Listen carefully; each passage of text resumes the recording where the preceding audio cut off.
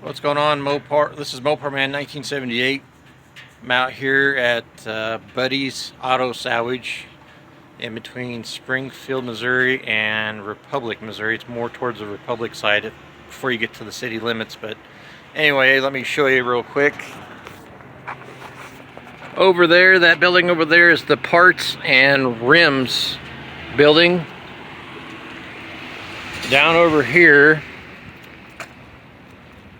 this place is like a pick and pull or whatever on steroids, but you don't have to pay an admission to get in. You just got to sign your name. And this building over here is where they have all the good used cars, trucks, vehicles, etc. for sale that they get and they fix up. And here's, like I said, BUDDYS U-Pull self-service auto parts. Can't have any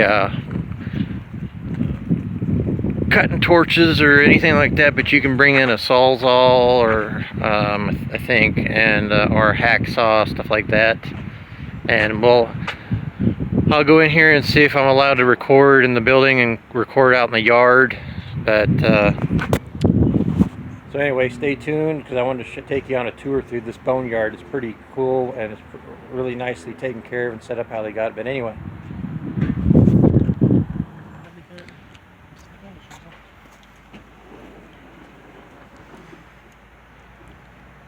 So here's the rules.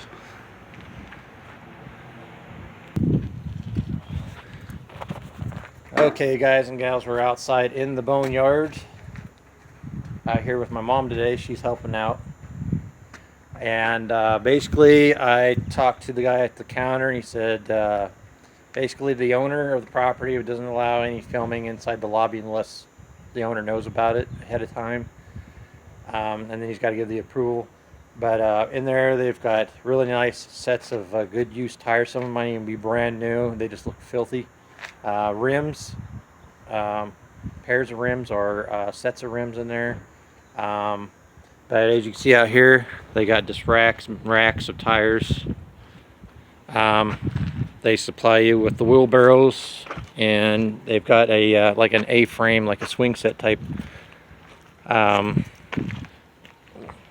With the pull chain that you can hoist engines and stuff up out with, but you gotta be able to bring it out into the yard yourself and bring it back. And then they inspect. You got to show a photo ID, sign your name in, but you don't have to pay like $1 or anything like some of the other pick and pull places. But as you can see, everything is in alphabetical order and in rows, and it's a gravel lot, and they have the vehicles up on old rims that are welded together, so you can get underneath there and get access to engines, transmissions, rear ends, that sort of thing. This is all Buick, Pontiac, GM. Over here.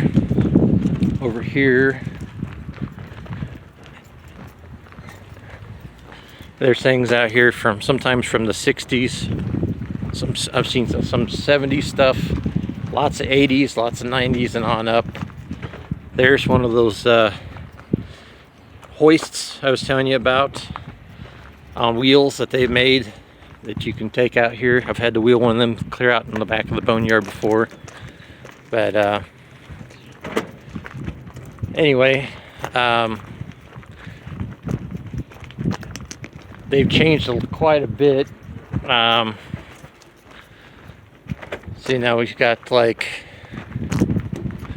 over there's a IROC Camaro.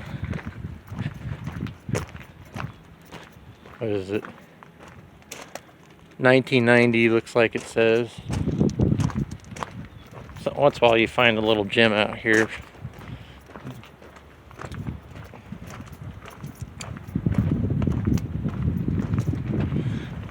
Well, when I come back, we're going to be over in the Mopar and Jeep section. Yeah, okay, now you guys can see the Chevy pickup trucks, GMC trucks, Chevy Avalanches, this sort of thing. Fords are over here.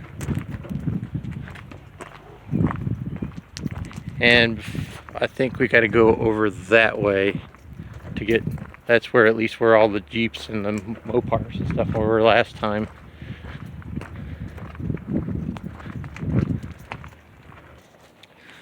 Okay, we finally made it over to the Mopar Jeep area. As you can see, lots of Dodge pickups, Dodge Ram pickups, lots of Dodge Dakotas, Durangos, Jeeps and Jeep Cherokees, 80s, 90s, 2000s, etc., etc.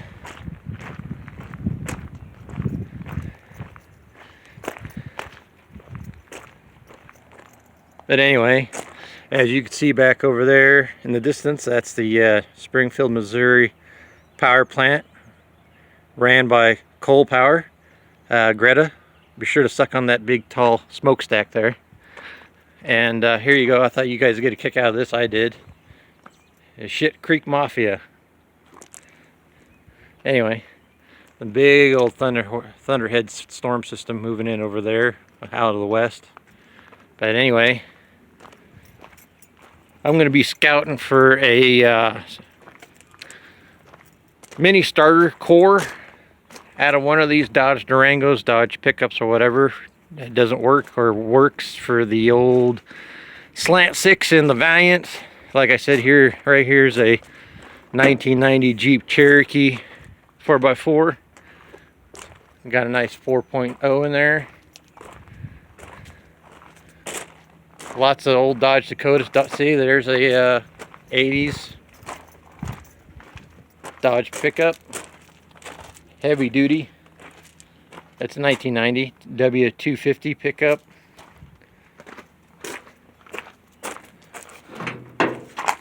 Hood's kind of smashed up, but it's got a looking at the sticker here on the hood. It doesn't say, but it's got a V8 in it. Most likely either a 318 or a 360, but there you go.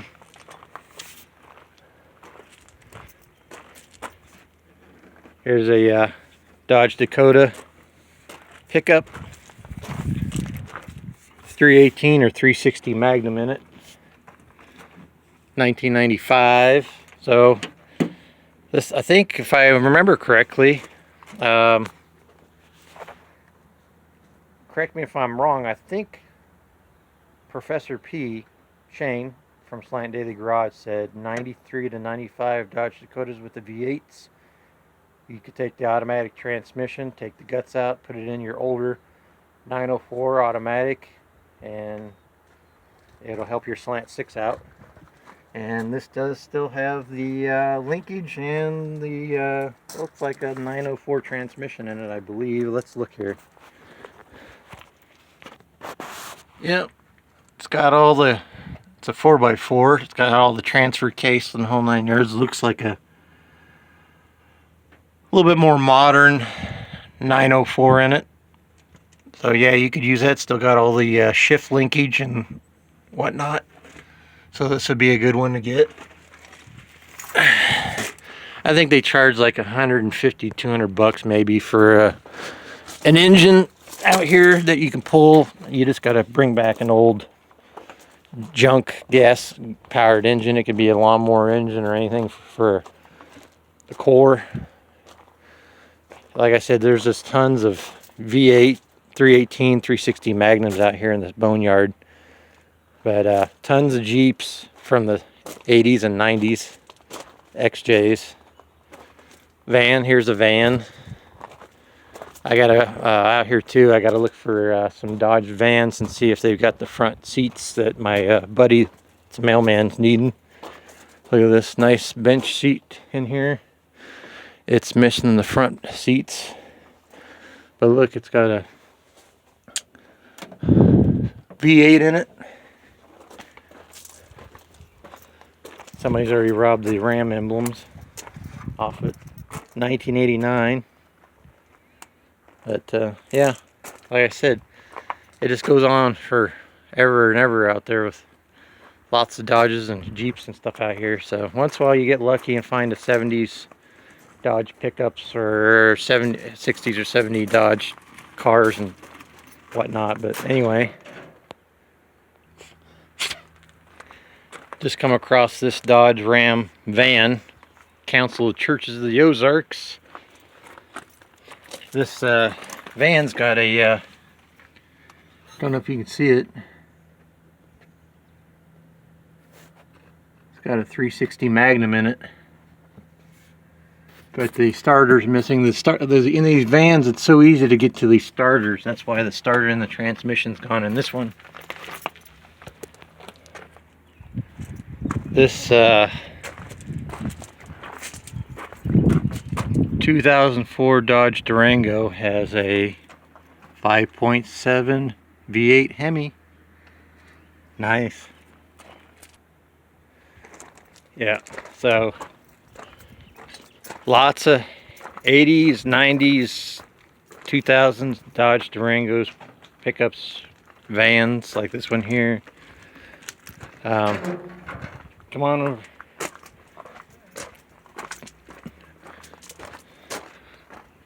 Once in a while you get lucky when you're out here at the salvage yard, just like this one, this Dodge Ram right here. Starter already out, just being held in by the solenoid and the battery wire. So I'm going to take them off and collect that as a core so I can put that towards the new starter. I'll try using it before I take it in to get a new one, but if it don't work. And see what else I found over here? Check this out. We're going to see if we can collect this. I think it's fair game. If I remember where yeah, right down here.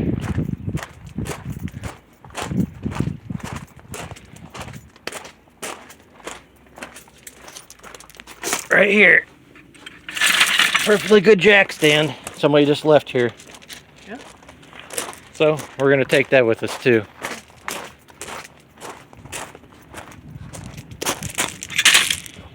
Turn off that, get over here in the shade, turn off that light on the camera. Don't want to. But yeah, there's tons of motors out here, rear end stuff. One guy at the counter said people come all the way from like Wisconsin to come down here just to get a truck bed. Well, that's all, they use all that salt and chemicals on the road and it rots everything out. But anyway, when I get back I'll have these two wires undone and we'll be heading back towards the main building. Alright, as you can see, we got the starter out, didn't take long at all. Found that floor jack. We'll take it home, see if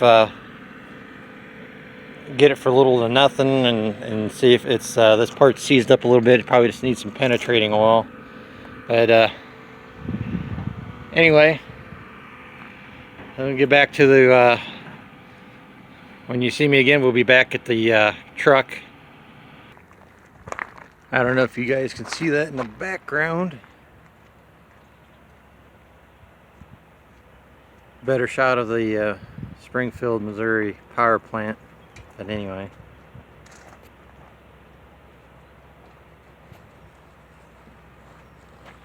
But way off over in that section of the boneyard is where the Dodge Chrysler and Plymouth cars are at. Last time I was over there, they had a few 80s cars, early 90s cars, like a Chrysler New Yorker, stuff like that, Fifth Avenue from the 80s. I haven't seen anything like, you know, like a couple of FMJ body type stuff, but the last actual Mopar car I saw here was a 67 Coronet, and that's where I got at the 8 3/4 housing that I sold to somebody for pretty cheap out here. But anyway,